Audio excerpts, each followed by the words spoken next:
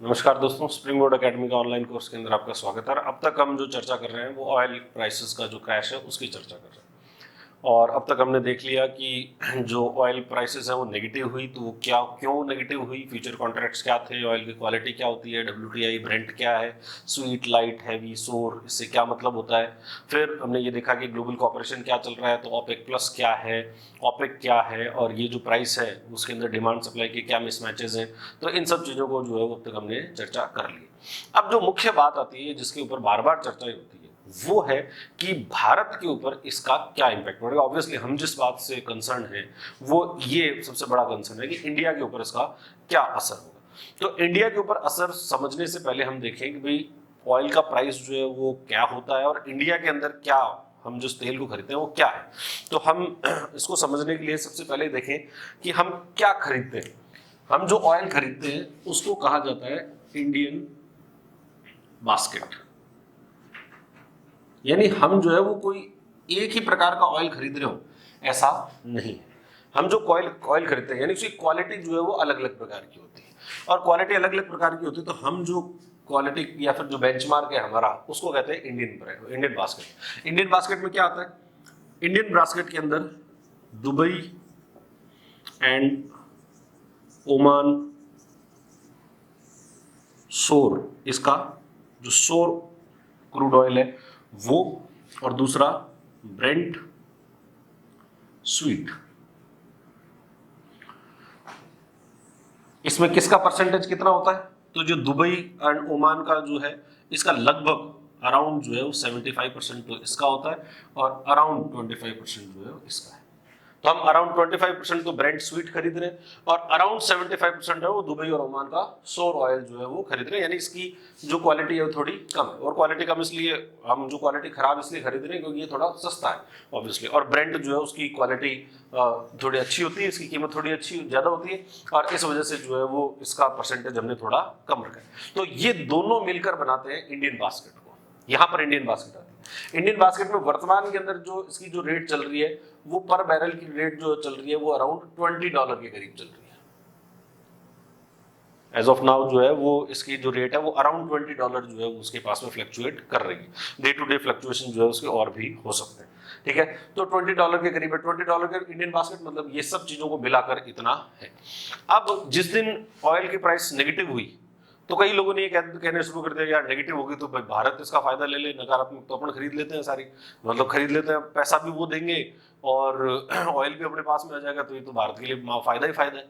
परंतु जैसा अपन ने पिछली बार देखा पिछले वीडियो के अंदर कि जो नेगेटिव प्राइस हुई वो किसकी हुई? क्या वो ब्रेंट की हुई? नहीं, वो ब्रेंट की नहीं हुई। किसकी हुई थी? WTI, वेस्ट टेक्सास इंटरमीडिएट जो है वो नेगेटिव ट्रेंड कर रहा था, उसका नेगेटिव प्राइस हुआ था। इसका ब्रेंट का या ओमान और दुबई का जो सोर है उसका नेगेटिव प्राइस नहीं हुआ है। यानी इसका जो नेगेटिव प्राइस है इसका भारत के इंडियन बास्केट के ऊपर सीधा सीधा तो कोई असर नहीं है, उस नेगेटिव प्राइस का सीधा कोई असर नहीं है। परंतु फिर अपन ने दूसरे वीडियो में देखा कि भाई जो डिमांड सप्लाई है वो तो ऑलमोस्ट पूरे विश्व के अंदर ही चल रही है, डिमांड सप्लाई की मिसमैच, और डिमांड सप्लाई की मिसमैच चल रही है तो ऑब्वियसली उसके जो प्राइसेस हैं वो क्या हो रहे हैं? कम हो रहे हैं, और कम हो रहे हैं तो उसका असर जरूर इस इंडियन बास्केट में दिखेगा। ब्रेंट जो है वो भी काफी उसकी कमी जो है वो आ चुकी है। ये इंडियन बास्केट अभी जो ये महीना शुरू हुआ इस अप्रैल की शुरुआत के अंदर लगभग $32-33 के करीब जो है वो चल रहा था, और 32-33 से कम होकर कितना हो गया? $20 के करीब जो है वो इंडियन बास्केट के अंदर भी जो प्राइस है वो क्या हुई है? कम हुई है। तो इसका मतलब है प्राइस कम तो हुई है परंतु वो जो नेगेटिव वाली जो बातें आ रही थी वो इंडिया के लिए नहीं। अब अगर हम देखेंगे भाई जो इंडिया में प्राइसेस किस प्रकार से होती है, कैसे इंडिया के अंदर जो है वो कैलकुलेट होते हैं प्राइस को, तो प्राइस को समझने के लिए इस पूरे अपन सप्लाई चेन को हमें देखना चाहिए। यानी प्राइस कहां से शुरू होती है साहब? जो जैसे ऑयल का कुआं है, कहीं पर ऑयल का वेल है, वहां से आपने कच्चा तेल निकाला, किसी प्रोड्यूसर कंपनी ने, किसी ट्रेडर ने खरीदा और हमको किसी सब पर्टिकुलर पॉइंट पर जो है उसने सप्लाई दी। जहां पर सप्लाई मिलती है उसको अपन कहते हैं FOB प्राइस। FOB प्राइस क्या होती है? इसको फ्रीट ऑन बोर्ड या फ्री ऑन बोर्ड प्राइस भी कहते हैं। फ्रीट ऑनबोर्ड या फ्री ऑनबोर्ड जो प्राइस कहते हैं, यानी जो आपका कंटेनर था अब उस कंटेनर के ऊपर उसको रखा जा चुका है और जो सप्लायर जो था उसने कहा कि मैं यहां तक आपको डिलीवरी दे दूंगा, तो वहां तक की उसने डिलीवरी जो है वो दे दी। और ये प्राइस जो है वो बेस प्राइस, मतलब base price in the sense कि इसको अपन जितना पे कर रहे हैं, ये जो अपन इंडियन बास्केट का जो पे करते हैं वो। इसके बाद में ऐसा नहीं, इसके बाद में ये जो तेल है वो आपने किसी शिप में डाला, किसी ऑयल टैंकर में डाला है। अब वो जो ऑयल का जो शिप है वो शिप ट्रेवल करेगा तो क्या लगेगा, ट्रांसपोर्टेशन चार्ज लगेगा उसका, प्लस कोई घटना ना हो जाए इसके लिए इंश्योरेंस चार्ज भी लगेगा, और अन्य जो खर्चे हैं छोटे मोटे वो भी इसके साथ में होंगे, वो सारे खर्चे हो जाएंगे। फिर ये भारत पहुंचेगा इंडिया के किसी पोर्ट के ऊपर। इंडियन पोर्ट पे जैसे ही पहुंचेगा, इंडियन पोर्ट पे जैसे ही रिसीव होगा, तो भारत में बाहर से कोई चीज आई है, तो इसका मतलब क्या होगा, इसका मतलब इंडियन गवर्नमेंट इसके ऊपर एक टैक्स लगाएगी, और उस टैक्स को क्या कहेंगे, कस्टम ड्यूटी। तो यहां पर क्या लग गई, इसके ऊपर कस्टम ड्यूटी जो है वो लग जाती है। फिर यहां से, अब ये तो है कच्चा तेल सीधा यूज में नहीं लिया जा सकता, इस कच्चे तेल की क्या करनी पड़ेगी, रिफाइनिंग करनी पड़ेगी। तो कच्चे तेल की रिफाइनिंग के लिए यहां से ये जाता है रिफाइनरी में। रिफाइनरी के अंदर गया, रिफाइनरी के अंदर एक मेथड होता है जिसको हम कहते हैं फ्रैक्शनल डिस्टिलेशन। फ्रैक्शनल डिस्टिलेशन मतलब अलग अलग बॉइलिंग पॉइंट पर ये जो तेल है उसको, कच्चे तेल को उबाला जाता है और फिर उससे अलग अलग जो प्रोडक्ट है वो निकाल लिए जाते हैं। पेट्रोल, डीजल, केरोसिन, एविएशन का जो ऑयल है उस सबको अलग अलग निकाल लिया जाएगा। तो रिफाइनरी जो है उसमें रिफाइनिंग उसकी कर दी जाएगी, यानी रिफाइनरी वाले ने जिसने ये काम किया है वो भी उसको कुछ चार्ज वगैरह लगाएगा, और चार्ज लगाने के बाद में इस रिफाइनरी से कौन खरीदेगा, तो रिफाइनरी से खरीदते हैं oil marketing company. Oil marketing company जो है वो इसको खरीद लेती है। फिर ऑयल मार्केटिंग कंपनी जैसे IOCL, BPCL, HPCL, ये सब क्या है, ये ऑयल मार्केटिंग कंपनियां हैं, ये सब ऑयल मार्केटिंग कंपनी है। भारत के अंदर अगर रिफाइनरीज की बात करें तो कितनी रिफाइनरीज है, तो भारत में टोटल 23 रिफाइनरीज है। टोटल कितनी है, 23।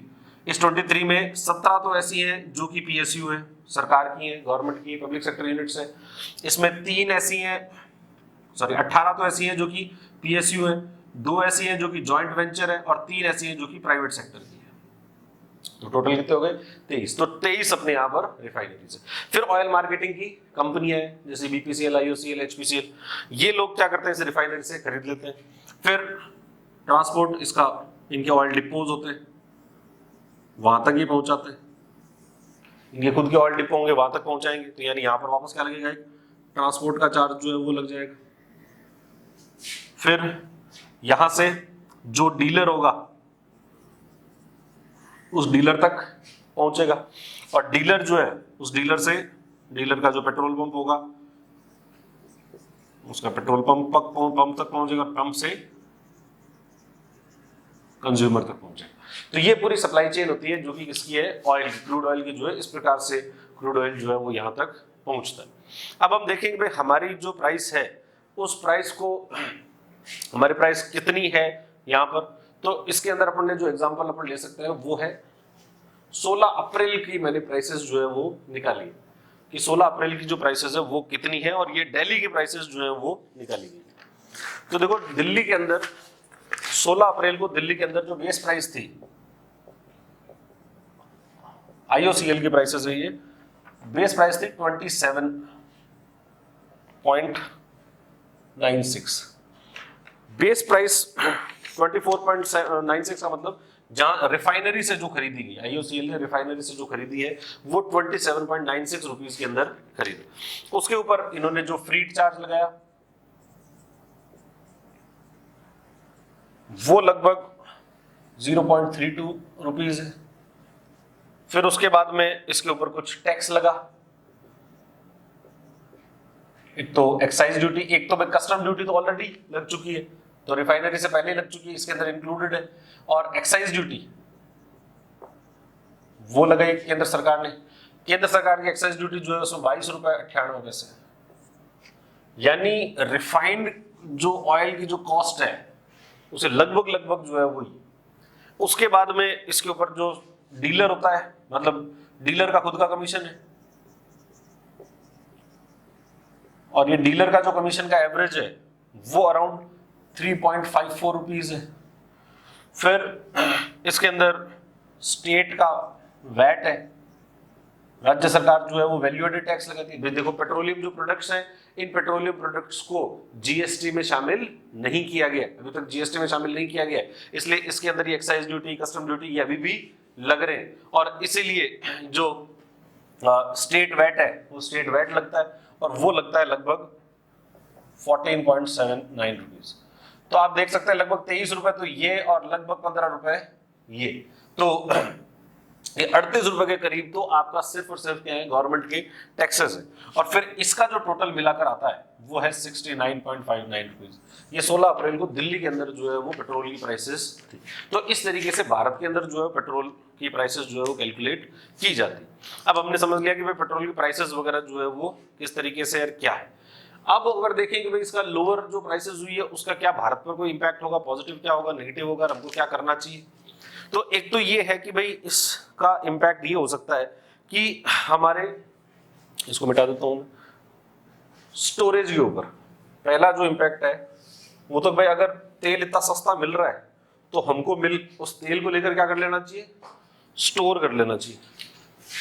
सबसे पहला काम तो क्या कर सकता है, स्टोरेज, कि अपन भी उसका भंडारण जो है वो कर ले ऑयल का।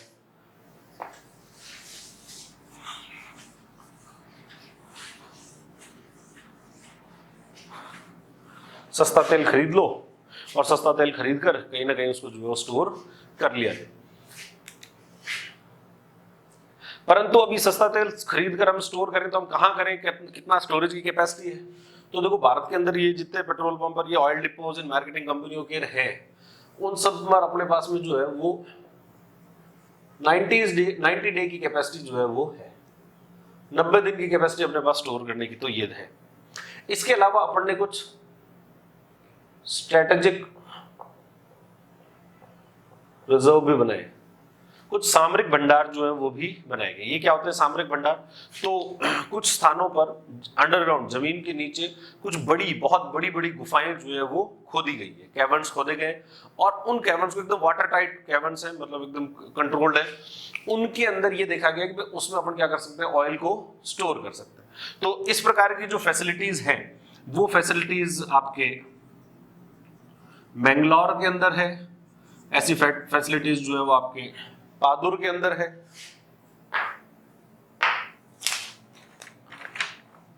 मैंगलोर, पादुर, और तीसरी जो फैसिलिटी है वो विशाखापट्टनम में है। मैंगलोर, पादुर और विशाखापट्टनम के अंदर जो है वो आपके पास फैसिलिटीज और ऐसे कैवर्न हमने स्ट्रेटेजिक रिजर्व जो है वो बनाए, और इसकी जो स्टोरेज कैपेसिटी है वो 5.33 मिलियन मैट्रिक टन है। 5.33 मिलियन मैट्रिक टन की फैसिलिटी जो है वो तो यहां पर है। इसके अलावा कुछ हम बना रहे हैं, और जो कि ये तो फेज 1 में बना, फेज 2 के अंदर कुछ और फैसिलिटीज बनाई जा रही है। एक तो उड़ीसा में जगह है चांडीखोल, और दूसरा है वापस पादुर, कर्नाटक। तो यहां पर इसको क्या किया जा सकता है, स्टोर किया जा सकता है। इसके अलावा बीकानेर और जो राजकोट है, उस राजकोट के अंदर भी भविष्य के अंदर इस प्रकार की जो स्टोरेज फैसिलिटीज है वो बनाई जाएगी। तो हालांकि अभी अपने पास में इतनी फैसिलिटीज नहीं है। एक तो अपन ये 90 डे का ये स्टोरेज कर सकते हैं। यहाँ पर ये जो मैंगलोर, पादुर और विशाखापट्टनम की जो फैसिलिटीज है इसमें ऑलरेडी 60% ये फिल हो चुकी है, ठीक है। लगभग 40% की इसमें जगह है। तो वो जो 40% है वो जरूर हम हो सकता है कि ये सस्ता जो ऑयल है उसको खरीद कर उसको भर दे, परंतु सस्ता कि अभी भी अपन को पता नहीं भाई, अभी जो इंडियन बास्केट है वो $20 पर ट्रेंड कर रहा है। तो $20 पर ट्रेंड कर रहा है तो कोई जरूरी नहीं है कि वो 20 पे रहे, ये और भी कम हो सकता है। तो इसमें जो रिस्क है वो अभी भी इन्वॉल्व है, क्योंकि जब शुरुआत हुआ था ये इस मंथ का तो $32 के करीब था, और उस वक्त भी काफी प्रेशर जो है गवर्नमेंट में बनाया गया कि भाई जल्दी से जल्दी इसको फिलअप कर लिया जाए, $32 के अंदर ही अपन को तेल मिल रहा है। तो वो 32 से वो $20 के ऊपर आ गया। तो इस तरीके से सबसे पहला जो इम्पैक्ट है या फिर जो हम कार्य कर सकते हैं वो तो है किसके ऊपर, स्टोरेज के ऊपर, कि हम अपनी जो स्टोरेज फैसिलिटी है उस स्टोरेज फैसिलिटी को बढ़ा सकते हैं। और हमें इसके अंदर और उसके अंदर अब्रॉड के अंदर दूसरा है कि भाई अब अगर हमारे पास में नहीं है तो हम क्या करें, अब्रॉड जो एसेट्स हैं उन अब्रॉड एसेट्स को भी खरीदा जा सकता है, और वहां पर जो विदेशों के अंदर एसेट्स हम खरीद लें और वहां पर स्टोरेज भी कर लिया जाए या फिर वहां से जो है प्रोडक्शन उसको कर लिया जाए, तो अब्रॉड एसेट्स जो है वो भी की जा सकती है। फिर तेल की कीमतें जो है, क्योंकि कच्चे तेल की कीमतें बहुत ज्यादा कम हो चुकी है, तो तीसरा जो बड़ा फायदा है वो है इंपोर्ट के ऊपर, आयात के ऊपर। भाई भारत जो है वो, भारत के अंदर लगभग 80% हम जो तेल है वो बाहर से आयात करते हैं। हमारे यहाँ की जो प्रोडक्शन कैपेसिटी है वो इतनी ज्यादा नहीं है, वर्ष भर की प्रोडक्शन कैपेसिटी है वो लगभग 35 मिलियन मैट्रिक टन है, तो हमारी प्रोडक्शन कैपेसिटी बहुत कम है।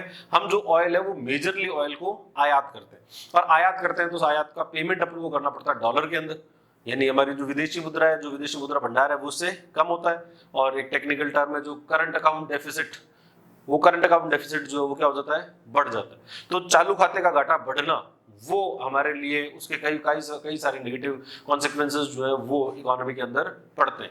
तो हमारा जो इंपोर्ट बिल होगा, अगर ये सस्ता होगा तो हमें कम डॉलर खर्च करना पड़ेगा, और कम डॉलर खर्च करना पड़ेगा तो हमारा विदेशी मुद्रा भंडार जो है वो वैसे के वैसे बना रहेगा, और इसमें हमको जो घाटा नहीं होगा। तो ये एक और पॉजिटिव चीज जो है वो है। फिर चौथा जो काम है वो है टैक्स रेवेन्यू। टैक्स रेवेन्यू का मतलब कि भाई देखो, ये जो अपॉर्चुनिटीज होती हैं, जो ऑयल के प्राइसेस कम है, अभी तक ऑयल के प्राइसेस तो लगभग पिछले 4-5 सालों से कम ही चल रही है, परंतु गवर्नमेंट ने ये जो लाभ है ये अभी तक कंज्यूमर को पास नहीं किया है। जब भी तेल की कीमतें कम होती है तो सरकार अपनी एक्साइज ड्यूटी को बढ़ा देती है, कस्टम ड्यूटी को, एक्साइज ड्यूटी को, खासकर एक्साइज ड्यूटी जो उसको बढ़ा देती है, या फिर पेट्रोल और इसके ऊपर डीजल पे लगने वाला जो सेस है उसको बढ़ा देती है।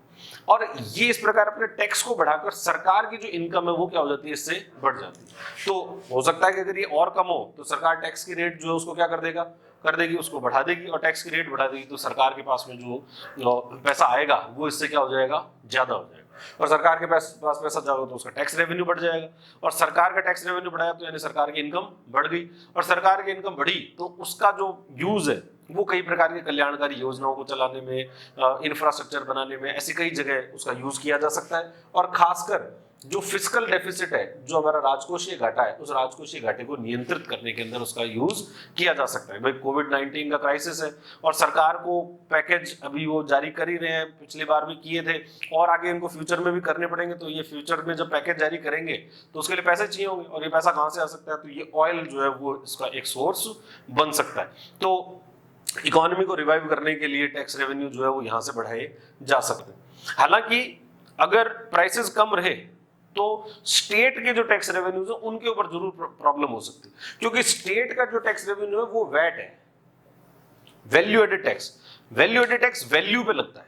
अगर वैल्यू ही कम हो गई, अगर प्राइस कम हुई यानी वैल्यू कम हुई तो उसका परसेंटेज जो है वो भी कम आएगा। मतलब अगर आप 10% का टैक्स है वैल्यू पर, तो अगर 100 रुपए की चीज है तो वैल्यू पर टैक्स है तो ये जो है वो 10 रुपए होगा, पर अगर वो 1000 रुपए की है तो फिर वो 100 रुपए होगा। यानी अगर प्राइसेस कम होती है तो सरकार का, स्टेट गवर्नमेंट्स का जो टैक्स रेवेन्यू वो क्या हो सकता है, वो कम हो सकता है। तो टैक्स रेवेन्यू सेंट्रल गवर्नमेंट का तो बढ़ेगा, पर स्टेट गवर्नमेंट को इसमें नुकसान जो है वो हो सकता है। स्टेट गवर्नमेंट को यहाँ पर नुकसान की जो ऐसा दिख रहा है कि ये नुकसान जो है यहाँ पर हो सकता है। इसके बाद अलावा और एक और बात जो है वो चौथा, हमको पांचवा जो इसका इफेक्ट होगा वो होगा एक्सपोर्ट पर। देखो हमारे इंपोर्ट तो सस्ते हो जाएंगे, ये तो अच्छी बात है, हमारे लिए बहुत पॉजिटिव है, इंपोर्ट तो सस्ते हो गए।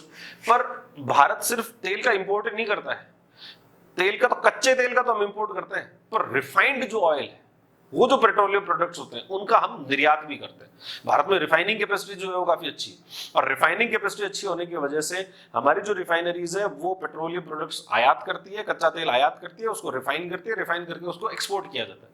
हमारे द्वारा, भारत के द्वारा निर्यात किए जाने वाली जो सबसे महत्वपूर्ण, जिसका सबसे ज्यादा निर्यात किया जाता है वो है पेट्रोलियम उत्पाद। तो अगर पेट्रोल की, और ये मतलब जो पेट्रोलियम उत्पादों की अगर कीमतें कम हुई, यानी कच्चा तेल कम रहा, तो जो निर्यात होने वाला जो तेल है या फिर उसकी जो डिमांड है वो भी क्या रहेगी, कम रहेगी, और ये जो रिफाइनरी जो सेक्टर है उसको काफी नुकसान जो है हो सकता है, और हमारे एक्सपोर्ट को इससे नुकसान हो सकता है। तो यहाँ पर एक नेगेटिव ट्रेंड जो है वो देखने को मिल सकता है। फिर एक और जो बड़ी बात है वो है कि इसका पूरे का जो नेगेटिव असर है वो मिडिल ईस्ट की इकोनॉमीज के ऊपर पड़ सकता है, खासकर सऊदी अरब, यूएई, ओमान, ये जो इकोनॉमीज हैं, या कतर है, ये जो इकोनॉमीज है, कुवैत है, ये इकोनॉमीज जो है वो ऑयल पे डिपेंडेंट है, और इसमें भी मेजरली सऊदी अरब तो ऑलमोस्ट जो है पूरा ही ऑयल पर डिपेंडेंट इकोनॉमी है। अगर कम हुआ, अगर तेल की कीमतें बहुत ज्यादा कम हुई तो सऊदी अरब जो है वो ज्यादा दिन तक उसको सस्टेन नहीं कर सकता। देखो सऊदी अरब का जिस प्रकार का खर्चा है, खर्चा इन द सेंस कि सिर्फ तेल निकालने का खर्चा ही नहीं, इसके अलावा जो बाकी गवर्नमेंट के जो एक्सपेंसेस वो लोग करते हैं, वो सब के सब जो फंड होते हैं वो कहां से होते हैं, ऑयल की इनकम से होते हैं। और सऊदी अरब अपने सारे बजट को पूरा कर सके, इसके लिए सऊदी अरब को मिनिमम ऑयल की कीमत चाहिए $80 कि जो सऊदी अरब का तेल है वो $80 का कम से कम बिकना चाहिए, तब जाकर सऊदी अरब जो है वो अपने सारे खर्चों को पूरा कर सकता है। और अगर ये कम रहे, अगर अब तेल की कीमत $80 की जगह $20 हुई या उससे भी कम चली गई, तो ये अपने खर्चे कम करेंगे, और खर्चे कम करेंगे तो सऊदी अरब और ये जो मिडिल ईस्ट की जो इकोनॉमीज है, इनके अंदर जो जॉब्स जनरेट हो रखी है, जो इतनी ज्यादा वहां पर डिमांड है जॉब्स की, वो कम हो जाएगी। और वहां पर अगर डिमांड कम हुई जॉब्स की, तो इसका जो असर है वो प्रवासी भारतीयों के ऊपर बहुत नकारात्मक असर पड़ सकता है, कि वहां पर बहुत सारे, ये जो मिडिल ईस्ट की इकोनॉमीज है इसमें भारतीय बहुत बड़ी संख्या के अंदर भारतीय वहां पर मजदूरों के रूप में काम करते हैं, और ये लोग अगर वहां पर इन लोगों ने सऊदी अरब वगैरह इन्होंने खर्चा करना ही कम बंद कर दिया, इंफ्रास्ट्रक्चर के प्रोजेक्ट्स या बाकी जो प्रोजेक्ट चला रहे हैं उन पर खर्चा ही करना कम कर दिया, तो ये जो लोग हैं ये सब के सब बेरोजगार हो सकते हैं। तो अगर ये लंबे समय तक इसी तरीके से नेगेटिव, ये मतलब अगर प्राइसेस बहुत ही कम रही, तो इसका एक नकारात्मक असर जो है वो इस प्रकार से भी हमको देखने को मिल सकता है। फिर ये जो सऊदी अरब वगैरह ये जो देश है, इनको हम एक पोटेंशियल इन्वेस्टर के रूप में भी देखते हैं कि ये देश जो है भारत के अंदर निवेश करेंगे, तो अगर इन देशों की खुद की इकोनॉमी खत्म हो गई तो ये हमारे भारत के अंदर जो है उतना निवेश भी नहीं कर पाएंगे। और फिर अगला जो असर है वो, तो इसका मतलब एक्सपोर्ट पर भी असर है। फिर जो मिडिल ईस्ट या कहें इसको वेस्ट एशिया के अंदर जो हमारे इंटरेस्ट है, जो हमारे हित हैं, वो इससे प्रभावित हो सकते हैं। तो वेस्ट एशिया के हित जो है वो प्रभावित होंगे, और इसके अलावा हमारा जो डोमेस्टिक जो प्रोडक्शन है वो भी प्रभावित होगा, कि हम भी तो कुछ ना कुछ थोड़ा बहुत ही उत्पादित करते हैं, परंतु उत्पादित तो करते हैं। अगर ग्लोबली ऑयल की कीमतें कम रही तो हमारी जो कंपनियां हैं जो कि प्रोडक्शन के अंदर लगी हुई है वो भी उसको सस्टेन नहीं कर पाएगी, तो डोमेस्टिक प्रोडक्शन जो है वो भी कम हो जाएगा। तो ये पूरा असर है इस ऑयल का भारत के ऊपर। तो अब तक की जो नेगेटिव प्राइसेस हैं यार, ये लंबे समय तक ये चल सकती है, तो इसका ये एनालिसिस जो है वो इस तरीके से हम कर सकते हैं। धन्यवाद।